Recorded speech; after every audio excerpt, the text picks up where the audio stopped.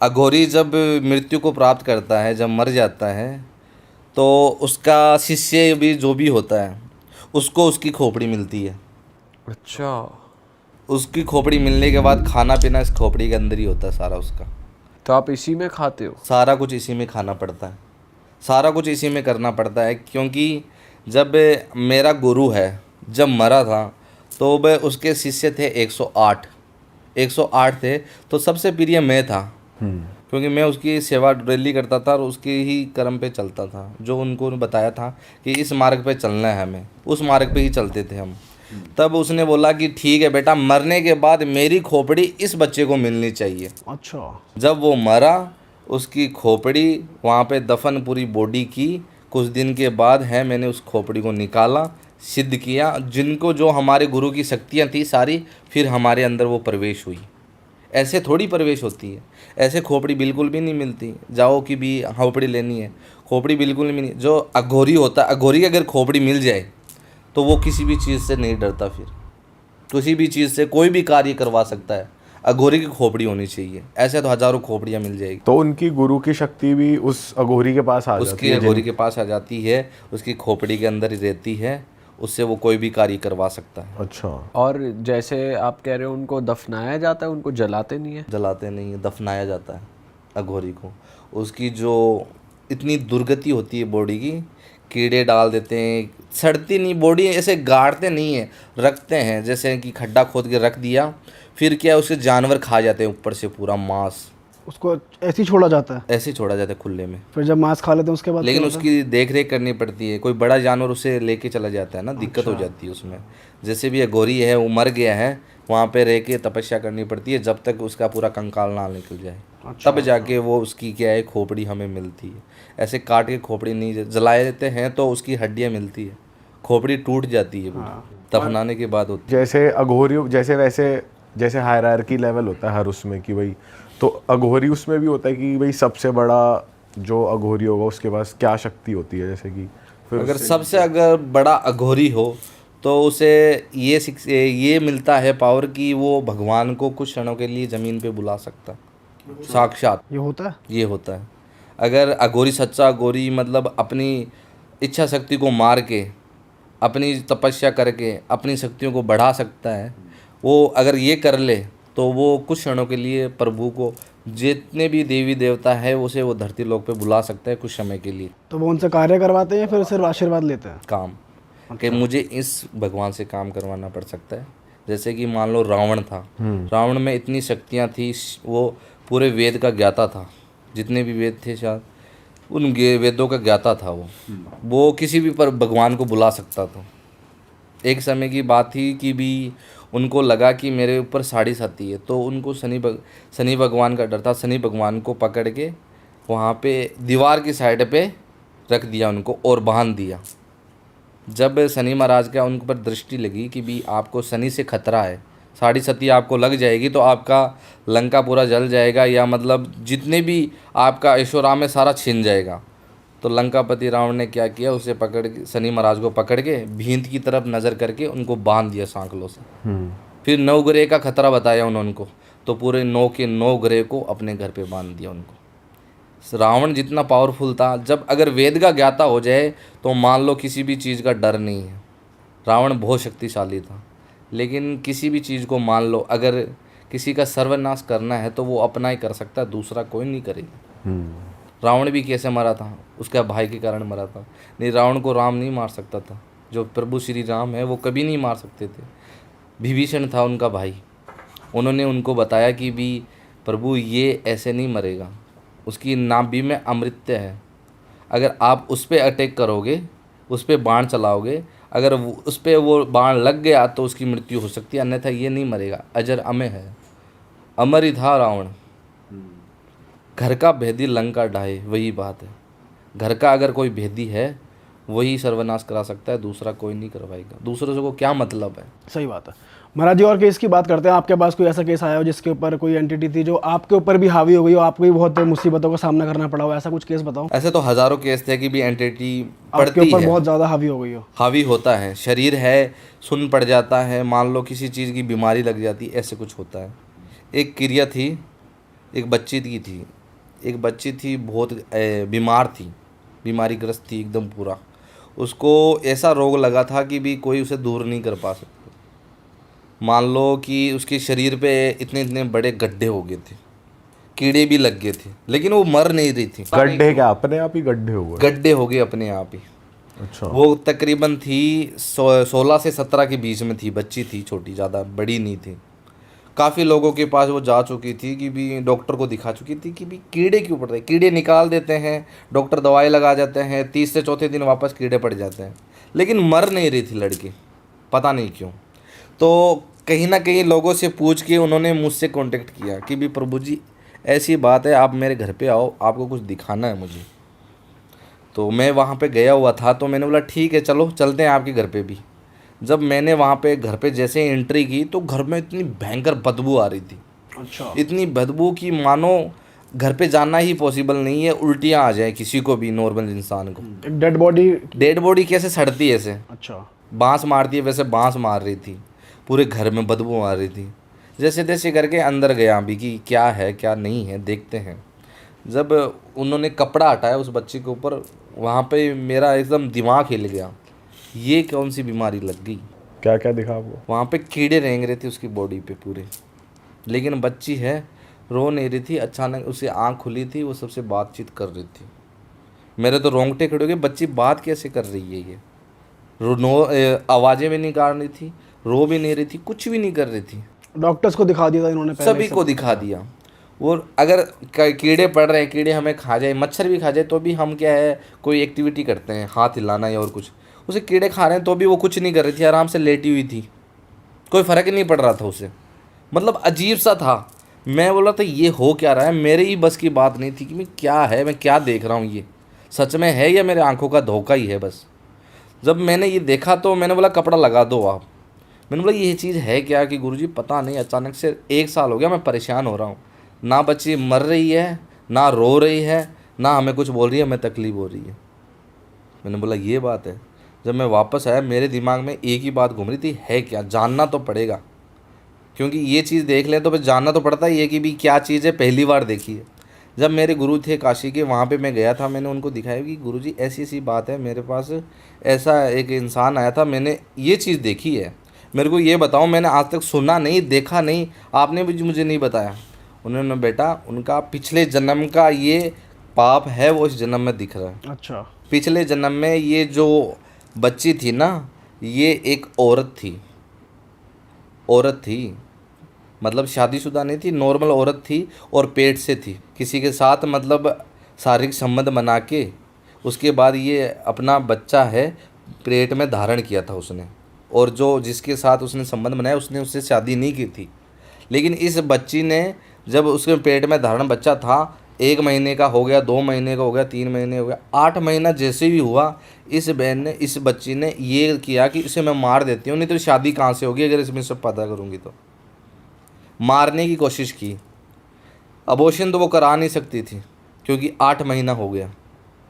जब उसने उसे पैदा किया, जब नाड़ी कट करते हैं ना, जब पैदा होता है नाड़ी के साथ बच्चा पैदा होता है, हाँ। उसने नाड़ी कट करके नाड़ी के साथ ही उसे सड़क पे छोड़ दिया था उस बच्ची को। ये आपके गुरुजी ने बताया था? गुरुजी ने बताया ऐसा था। ऐसा इनके पिछले ऐसे जन्म में हुआ है। पिछले जन्म में तो हुआ। वो जब आपको बताते हैं वो ध्यान में बैठ के देखते हैं या उन्होंने कैसे बताया आपको? उनको सारी चीज़ पता चल जाती है क्योंकि वो सिद्ध पीठ के सिद्ध गुरु है ना, तो उन्हें क्या है ऑटोमेटिक पता चल जाता है कि भी क्या चीज़ हो रहा है, सारी चीज़ बता देते हैं। यहाँ बैठे बैठे भी बता सकते हैं कि वहाँ चीज़ क्या हो सकती है। अच्छा।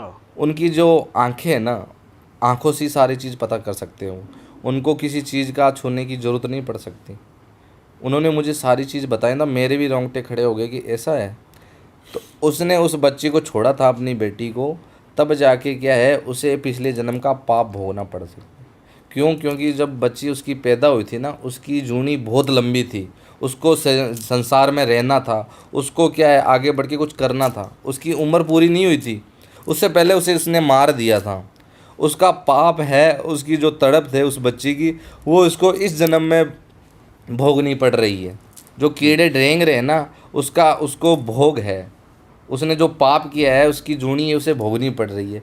मैंने बोला गुरुजी ये कब तक होगा? मतलब जब तक उसकी मृत्यु नहीं होगी तब तक। तो मैंने बोला गुरुजी इसे ठीक नहीं कर सकते?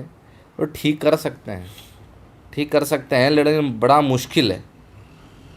मैंने बोला ठीक है गुरुजी, मेरे को उपाय बता दो आप कि जिस तरीके से ये ठीक होगा मैं करने की कोशिश करूँगा। बेटा मौत हो सकती है, तेरी जान भी जा सकती है, तू खुद सोच ले। अगर तू अपनी जान दे के उसे बचाना चाहता है तो बचा ले, मुझे क्या है। उन्होंने बोला ठीक है आप मेरे को बताओ। मुझे बोला, मेरे को कान में बताया, बेटा एक बात ये है, जब उस बच्ची के पास जाए तो एक काम करना, उस बच्ची के साथ शारीरिक संबंध बना लेना। तो मैंने बोला शारीरिक संबंध, और उस बच्ची के साथ मैं कैसे बना सकता हूँ? तो गुरुजी ने बोला कि कर ले, ठीक हो जाएगी बच्ची। मैंने बोला ये तो मैं नहीं कर सकता, नहीं कर सकता, छोड़ दे, जान दे उसे, मरने दे, क्या है तुम्हें। उन्होंने गुरुजी ठीक करना है उसे, ये चीज़ मैं कैसे कर सकता हूँ? तो ठीक करने का यही उपाय है, उस बच्ची के साथ तू शारीरिक संबंध बना, उस बच्ची के अंदर तू अपना बच्चा छोड़ दे। अरे घुमा दिया पूरा एकदम, मैं हिल गया था वहाँ पे, ये कैसे करूँ मैं? क्योंकि उस बच्ची ने एक बच्ची की जान ली है पिछले जन्म में, अब इस जन्म में उस बच्ची को उसे पैदा करना पड़ेगा। और ये तू कर सकता कर ले, या किसी इंसान को करवा सकता है करवा ले।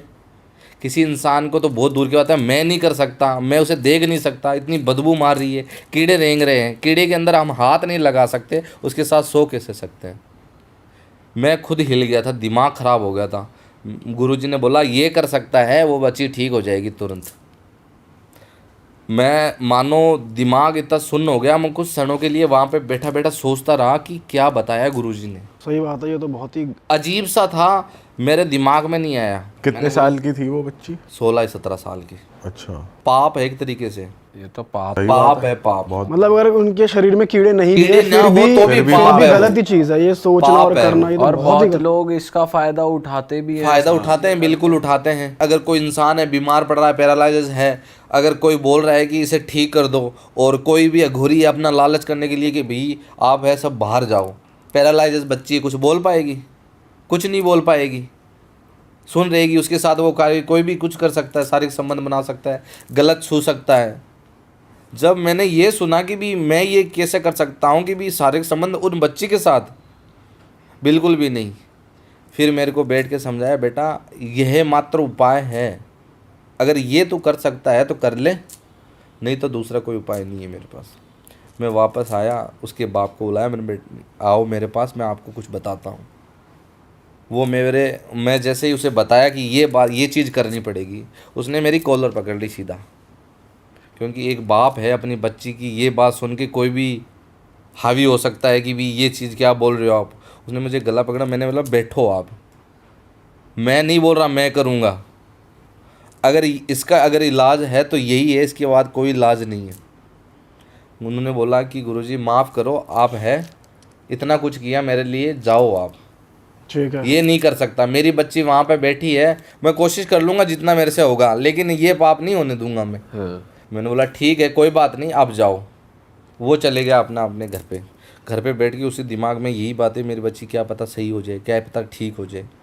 उसने एक जैसे स्वयंवर रखते हैं ना किसी का, राजा महाराजा अपने बच्ची के लिए भी स्वयंवर रख दो कि भी ये चीज़ करेगा तो मैं मेरी बच्ची से शादी करूँ। उसने इनाम रखा कि मैं अपनी जितनी भी जायदाद है, जितनी भी संपत्ति है, मैं उसके नाम कर दूंगा, मेरी बच्ची से कोई शादी करेगा तब। अच्छा, कि उसको तो इलाज कराना था अपनी बच्ची को, हाँ ऐसे सीधा तो करवा नहीं सकता। डायरेक्ट उसने इनडायरेक्ट नहीं बोला, इनडायरेक्ट बोल दिया कि भी हाँ मेरे बच्ची के साथ शादी करेगा, मैं अपनी जितनी भी संपत्ति है, अच्छा खासा पैसे वाला था, तो मैं सारी नाम कर दूंगा। मैं कंडीशन ये है, मेरे बच्ची के साथ शादी नहीं, उसके साथ बच्चा भी पैदा करना पड़ेगा उसको। अच्छा, लोगों को किसी को लालच आया कि भी कर लेंगे, कोई दिक्कत नहीं है, संपत्ति आ रही है। काफ़ी लोग आए उनके घर पे, जैसे ही घर पे गिनती हुए वो बांस मारना और वो पर्दा हटा के लोग चिल्ला चिल्ला के बाहर निकल रहे थे। किसी की हिम्मत नहीं पड़ी, किसी की भी हिम्मत नहीं पड़ी। कम से कम ये 1-1.5 महीने तक चलता रहा। लोगों में बातें फैल गई कि भी ये चीज़ करनी है तो इतने पैसे मिल जाएंगे, इतनी संपत्ति मिल जाएगी। वो माता पिता घूम फिर के मेरे पास ही आए वापस। मुझे बोला कि आप मेरे बच्ची के साथ शादी कर लो, वापस घूम फिर के मेरे पास है। मैंने हंसते हुए बात किया, तुम्हारा दिमाग ख़राब है क्या, मैं शादी कर लूँ आपकी बच्ची के साथ? वो मेरी बच्ची कितनी छोटी है, 16-17 साल की है, कि गुरुजी मेरी बच्ची को बचाने के लिए मैं कुछ भी कर सकता हूँ। तो मैंने उसको तीसरा इलाज बताया पहला उपाय तो वो था, दूसरा उपाय उन्होंने कर लिया, तीसरा मैंने बताया कि एक काम करो, एक सिद्धि होती है, वो सिद्धि आप कर लो माँ बाप, क्या पता ठीक हो जाए। तो 21 दिन की सिद्धि थी, मेरे पास बैठ के उन्होंने की कि भी करण पिशाचनी सिद्धि तो हम कर रखी थी, उससे एक अलग सिद्धि होती है, क्या नाम होता है उसका? उच्चाटन क्रिया।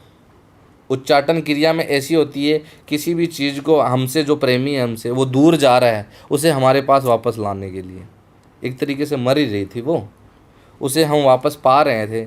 हमने जैसे ही उसको शुरू किया, जितने भी वो पिछले कर्म के जो दुख थे उसने जो उस बच्ची पे झेले थे, सीधा अटैक हम पे ही किया, हमारे पे, मतलब जितने भी हमने चौखंडी वहाँ पे लगाई थी ना, हमारी चौखंडी 2 मिनट में नाश हो गई, क्योंकि हम विपरीत तो जा नहीं सकते, जो लिखा है वो तो होना तय है, उसे हम बदलेंगे तो हमारा नुकसान होगा। मैं उसे बदलने की कोशिश कर रहा था, और मुझे गुरुजी ने पहले ही अचेत किया था कि ये चीज़ मत करना, आप नुकसान हो सकता है, जो मैंने उपाय बताया आपको वो उपाय आप कर लो, तब ही ठीक हो सकता है। लेकिन मैंने सोचा ठीक है मैं वो कर दूंगा तो क्या पता ठीक हो जाए। मैंने भी एक्सपेरिमेंट किया अपना, जैसे ही एक्सपेरिमेंट किया इलाज तुरंत बता दिया मेरे को, जितने भी चौखंडी है वहाँ पर तहस नहस हो गया, इतना भयंकर तूफान आया, पीछे से एक डंडा आया उड़ता हुआ, इतने सर पे पड़ा, इतना भयंकर, शरीर के संतुलन हिल गए पूरे, इतना मुंह एकदम पूरा बंका हो गया था ऐसा मेरा, यहाँ से पूरा अच्छा। यहाँ पे पड़ा था इतना भयंकर, यहाँ पे टांके आए थे पीछे, बहुत भयंकर लगी थी मेरे को उसी टाइम ही समझ में आ गया। फिर जैसे ही मेरे को हॉस्पिटल लाके गए थे, 2 दिन में होश आया मेरे को, उनको माँ बाप को बोला बेटा वही इलाज है, दूसरा कोई इलाज नहीं है। वो केस था मेरा ज़िंदगी का इतना भयंकर केस। वो क्या है कि जो लिखा है उसे बदलना चाहता था, जो किस्मत में लिखा है उसे बदलने की कोशिश करेंगे तो हमें नुकसान होगा। वो सबसे भयंकर केस था मेरा, उससे मुझे नुकसान हुआ था, मेरे को टांके भी आए काफ़ी, वो भयंकर केस था। और वो मेरी ज़िंदगी का फिर केस वो ठीक हुआ नहीं? नहीं, वो मर गई बच्ची, ओह। वो मरना था, तय था, अच्छा। वो मरना तय था, कम से कम 6-7 महीने जी थी। लेकिन मुझे जो इलाज बताया था ना मेरे गुरुजी, उसे सुन के रोंगटे खड़े हो गए थे मेरे, भाई मैं नहीं ये कर सकता क्या, कोई भी नहीं कर सकता। कीड़े सही पड़े बात हैं, अगर हम उसके ऊपर हाथ भी रखेंगे तो हमारे सर हाथ पे चढ़ेंगे तो हमें क्या होगा कि ये क्या आ गया, झंझनाहट आ जाएगी किसी चीज़ की। अगर मच्छर भी खाए तो भी हम कोई भी एक्टिविटी हाथ की कर सकते हैं। पर गुरुजी मुझे ऐसा लगता है कि जो सल्यूशन बताया था कि कोई किसी के साथ संभोग कर ले तो वो ठीक हो जाएगा, मेरे ख्याल से ये तो कहीं भी नहीं होता होगा, ये तो लोगों ने फ़ायदा उठाने के लिए बना रखा है। फ़ायदा लोगों ने बना रखा है उठा के, लेकिन इलाज तो है ही। जैसे कि गुरु ने बताया, उसके साथ संबंध बना के बच्चा करना। उस बच्चे ने पिछले जन्म में एक बच्ची की जान ली है, अब उस एक बच्ची को धारण करके पेट में समाज में लाना है, उसका पालन पोषण करना है। वो पिछले जन्म में नहीं कर पाई, इस जन्म में कर लो। ज़रूरी नहीं है अघोरी करे, शादी कर लो, शादी करके वो बच्चा पैदा कर सकती है। लेकिन जो चीज़ दुख भोगना है ना, वो भोगना ही पड़ेगा हमें। किसी चीज़ को अगर लेके हम धारणा पैदा कर रहे हैं कि हमें ये चीज़ नहीं भोगनी पड़ेगी भाई। लेकिन एक आम इंसान के लिए समझना इस चीज़ को बहुत मुश्किल है कि यार ये वही बच्चा जन्म लेगा जो पिछले जन्म में इनका बेबी मर गया था, या फिर ये अगर ये साथ में अगर कर लेते हैं तो सो जाते हैं तो तभी ये सोल्यूशन, इसका सोल्यूशन सिर्फ यही होगा। ये समझना आम इंसान के लिए बहुत मुश्किल है। वही बात है ना, अगर मुझे नहीं बताया होता मेरे गुरु ने तो मुझे कहाँ से पता चलता। पहले तो पता करनी चाहिए किसी चीज़ की। हमें मान लो कि नींद नहीं आ रही है, रात को भूख नहीं लग रही है, नॉर्मल इंसान जो पढ़ा लिखा होगा वो क्या है, डॉक्टर के पास जाएगा या तो। और कुछ ऐसे बंदे होते हैं उसकी धारणा होती है मेरे ऊपर किसी ने करवाया, वो क्या है, बाबा के पास जाएगा, बाबा बता देगा कि भाई बेटा तेरे ऊपर तो ये चीज़ की गई है, तो ये इलाज करा ले। तुम्हें भूख नहीं लग रही है, तुम्हें नींद नहीं आ रही है, दवाई लो भाई, दवाई लेके ठीक हो सकता है इंसान। बीमार हो रहा है, ठीक नहीं हो रहा है, एक डॉक्टर के पास ठीक नहीं है, दूसरे डॉक्टर के पास चले जाओ, दवाई बदल लो। सीधा बाबा के पास जाने से क्या होगा, कुछ नहीं होगा। पहले बीमारी जानो फिर उसका सही इलाज करवाओ, मैं तो यही बोलता हूँ। अच्छा गुरुजी, एक चीज़ और लोग ऐसा सोचते हैं, जैसे आपने भी बताया कि भाई अघोरी को पैसों से लालच नहीं होता, फिर भी हमने ऐसा सुना है कि अगर कोई मुसीबत में पड़ जाए तो लाखों लाखों रुपए की पूजा करवा देते हैं, फिर भी असर नहीं होता या कुछ भी। तो अगर कोई आपके पास आता है तो क्या उसे पैसे देने पड़ते हैं या फिर क्या होता है, मतलब इतना खर्चा किसी पूजा में क्यों आता है? मान लो कि हम घर में पूजा करवाने हैं किसी चीज़ की, घर की शांति की पूजा करवाने। जब हम पंडित बुलाते हैं, जब वो पंडित आता है तो सामान सामग्री साथ में लेके थोड़ी आता है, नहीं आता। वो लिस्ट बना के देता है कि जजमान ये सामान मेरे को चाहिए इस चीज़ में, वो ला के दे दो। सिंपल सा यही है, पैसों की ज़रूरत नहीं है, सामान ला के दे दो। बात वो है, दो शब्दों में बात है, पैसा मत दो किसी को। अगर पैसा देना ही है कि भी मेरा जाना वहाँ पे मुश्किल है, भरोसा कर लो, लेकिन ऐसे वैसे हर किसी पे भरोसा मत करो कि भी कोई बोल रहा है कि मुझे पूजा के लिए इतने सारे पैसे चाहिए, पॉसिबल ही नहीं है। पहले बोल दो कि भी किस चीज़ की पूजा कर रहे हो, क्या क्या सामान चाहिए, लिस्ट बना दो। अगर पॉसिबल है तो आप ही भेज दो सामान, और इम्पॉसिबल है तो भाई पैसा लग जाएगा। किसी चीज़ को मान लो अगर करने में पैसा लगना है तो लगना तय है। हम माल मटेरियल, मान लो कोई बिल्डिंग खड़ी कर रहे हैं, मिस्त्री को बुला दें, उसे बोल दो कि अभी बिल्डिंग खड़ी कर दो, सामान ही नहीं है हमारे पास, कोई है नहीं, ईंट नहीं है, बजरी नहीं है, कैसे खड़ी कर देगा वो बिल्डिंग? उसके पास कुछ चीज़ें होंगी, मटेरियल होगा तभी तो आके कोई, उसमें भी पैसा लग रहा है। ये तो है नहीं कि वो फ्री में करके देगा। किसी चीज़ को करने के लिए अगर पैसे लग रहे हैं तो सही तरीके से लगाना। इंसान मान लो कि गलत इंसान है कि भी मुझे ये चीज़ चाहिए और इतने पैसे लगेंगे, पहले परखो फिर जानो और फिर पैसे दो। अच्छा गुरुजी, जैसे ये वाले मुद्दे हो गए कि जैसे नॉर्मल लोगों के, इंसानों के घरेलू मुद्दे हो गए, किसी की तबीयत ख़राब है, किसी का कुछ छिन गया। सवाल ये भी उठता है कि अघोरियों के पास जब इतनी ताकत है तो सरहद के पार जो दुश्मन है वो क्यों नहीं कंट्रोल करते वो, या उनकी बुद्धि क्यों नहीं मोड़ते, ऐसा क्यों नहीं हो पाता? बात तो है, सरहद के पार है जो दुश्मन है उसे क्यों नहीं कर सकते। हाँ। बात ये है कि जैसे मान लो सरहद के पार जो दुश्मन है उसकी हमारे पास क्या जानकारी है? सब कुछ है। क्या है? ट्रम्प मान लो, सब वो ट्रम्प गलत कर रहा है, इंडिया के साथ कुछ कर रहा है, तो उसकी वीडियो है, फोटो, और ये कहते हैं कि डेट ऑफ बर्थ है, सब कुछ है। सब निकल रिश्ता थोड़ी लेके जा रहे हो, डेट ऑफ बर्थ से रिश्ता पता कर सकते हैं। बात यह है कि अगर हम किसी का नुकसान कर रहे हैं तो उसकी हमारे पास चीज़ें होनी चाहिए। ट्रम्प अपने नाखून के बाल दे देगा आपको? सर के बाल दे देगा हमें? हाथ के नाखून के दे देगा? सिंपल कपड़े दे देगा वो? इन चीज़ों की ज़रूरत पड़ती है। सरहद के पार जो दुश्मन है उन सारे के अगर ये चीज़ें लाके जाओगे डिग लग जाएगा पूरा।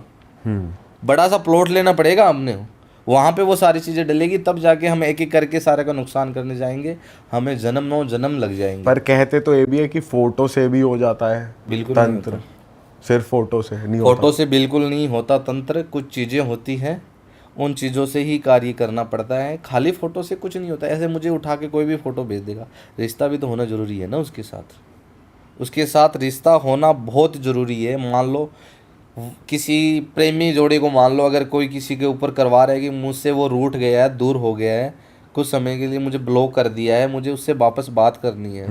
रिश्ता क्या है, कितने साल का रिलेशन है वो मायने रखता है, चाहे 2 साल का हो चाहे 3 साल का। फिजिकल टच होना चाहिए दोनों के बीच में। फिजिकल टच नहीं होगा, कार्य नहीं होगा बिल्कुल भी। क्यों? क्योंकि वो उससे जुड़ा ही नहीं है, आत्मा से जुड़ा ही नहीं है। तड़प भी तो बहुत ज़रूरी है। किसी चीज़ को हम पाने की कोशिश कर रहे हैं, हमारे भीतर जो हमारी जो अग्नि है, प्रेम की ज्वाला है, वो धधक नहीं रही है, बह नहीं है, तो फिर क्या ही मतलब प्यार करने का। वो सबसे ज़्यादा इम्पोर्टेंट है। अगर वशीकरण में एक मोहिनी वशीकरण होता है जिसमें मन को मोहित होता है, जिसका मन है किसी पे मोहित हो गया, लेकिन सामने वाले का मोहित नहीं है, उस पर वो सिर्फ टाइम पास कर रहा है, उसको अगर वापस अगर मोहिनी वशीकरण कर रहे हैं तो उसके मन को मोहने वाली जो क्रिया करते हैं, उसका मन है उसके लिए धड़क जाएगा। उसकी जो प्रेम की ज्योति जो धीमी धीमी जल रही है वो भभक ले लेगी और वो उससे इतना प्रेम करने लग जाएगा, मान लो उससे ही शादी करना, उसके लिए कुछ भी करना, मर मिटना, ऐसी चीज़ें होती हैं। पर गुरुजी, रिश्ता होना जरूरी है। जैसे कहते हैं कि जैसे आपने कहा कि जो लिखा है वो तो होके रहेगा, और जैसे शादी भी कहते हैं कि लिखी जा चुकी है, आपको किसके साथ कितने टाइम तक बिताना है या कौन आपका पार्टनर बनेगा, जोड़ी आसमान में बनती है, वो कितने साल शादी टिकेगी, वो भी लिखा जा चुका है। तो ऐसे केस में अगर कोई कोशिश कर रहा है कि किस्मत से परे मैं किसी और का हो जाऊं या कोई और मेरा हो जाए, तो वो काम थोड़ी करेगा या कर जाता है उस केस में भी? शादी मतलब मान लो हम थोड़ा सा पीछे चले जाते हैं कि भी मान लो 90 शतक में, उस टाइम कोई भी कुंवारा नहीं रहता था। सुना है कि भी उस टाइम भी कुंवारे थे लोग, ज़्यादातर शादी करते थे। क्यों? क्योंकि जब माँ के पेट से जब बच्चा पैदा होता है ना, जब वो नाड़ी के साथ ही पैदा होता है, और उस टाइम क्या करते थे लोग, नाड़ी कट करके अच्छी विधि विधान से उसे दफनाते थे शमशान में, क्योंकि कोई भी इधर उधर नहीं फेंकता था उसे, या तो बिल्ली खा जाती थी या कोई जानवर खा जाता था। जब वो पैदा होता है नाड़ी के साथ, तो उस बच्चे को नाड़ी दोष लग जाता है ऑटोमेटिक ही। कोई बोलते हैं मंगल दोष। नाड़ी दोष ऐसी दोष होती है जब नाड़ी कट होती है, क्योंकि वो अपनी माँ से अलग हो रहा है, माँ की वो पेट से कट रहा है, तो वो नाड़ कटती है उसकी। जब नाड़ कटती है तो उस बच्चे को नाड़ी दोष लगती है, क्योंकि वो माँ को नुकसान पहुँचा रहा है। तो नाड़ी दोष लगती है, तब क्या करते हैं कि पुराने में जब नामकरण होता तो विधि विधान से होता था नामकरण। पंडित बैठता था, किसी पंडित को बुलाते थे, अब कुछ चीज़ें देते थे, सोने की तुस मान लो, तेल देते थे, चावल देते थे, ऐसी चीज़ें देते थे। वो नाड़ी की पूजा जब नामकरण होता था उसी टाइम कर देते थे, उसी टाइम वो नाड़ी दोष ख़त्म हो जाता था। आज के ज़माने में जब नामकरण होता है तो फंक्शन होता है, इवेंट होता है, ना कि पूजा होती है, नॉर्मल पूजा होती है, लोगों को पता नहीं चलता। फिर क्या है कि वो बड़ा होके शादी का वेट करता लेता है, उसकी शादी नहीं होती। कुंडलियाँ दिखाता है, कुंडलियाँ मिल जाती है, परिवार नहीं मिलते, परिवार सारे राज़ी हो जाते हैं, मियाँ बीवी राज़ी नहीं होते। ऐसी आगे से आगे चल के क्या है कि आ जाती है परिस्थिति। लोगों को पता नहीं है नाड़ी दोष के बारे में। लोग क्या है मंगल दोष के बारे में ज्ञान करते हैं। मान लो कि भी मंगल दोष है, भाई मंगल दोष कुछ नहीं होता, और होता भी है तो कुछ क्षणों के लिए होता है, वो ऑटोमेटिक धीरे धीरे कम हो जाता है। मान लो हिंदू धर्म में क्या है कि ये दोष वोष मानते हैं, मुस्लिम धर्म में क्यों नहीं मानते? मुस्लिम धर्म में क्यों दोष नहीं लगते? वो तो फिर दोस्त धर्म ही सभी अलग के, है, उसमें नहीं इंसान तो वो भी है और इंसान ये भी है। वो भी माँ के पेट से जन्मा है, ये भी माँ के पेट से जन्मा है, उनकी शादी हो रही है बगैर कोई दोष के।